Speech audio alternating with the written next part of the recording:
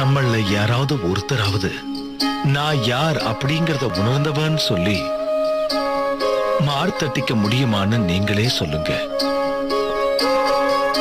முடியாது இல்லையா? யோசிச்சு பாருங்க. நம்மால நம்மையே புரிஞ்சுக்க முடியல அப்படிங்கிற போது வேற ஒருத்தரை பத்தி நாம இவ்வளவு சீக்கிரமா ஒரு முடிவுக்கு வர்றது ரொம்ப பெரிய தப்பு இல்லையா? சொல்லுங்க. சொந்தங்களுக்கு நடுவுலையும் நண்பர்களுக்கு நடுவுலையும் எப்பவுமே பேச்சுவார்த்தைங்கிறது இருந்துகிட்டே இருக்கணும். அப்பதான் யாரும் தப்ப பிரயோகிக்க மாட்டாங்க.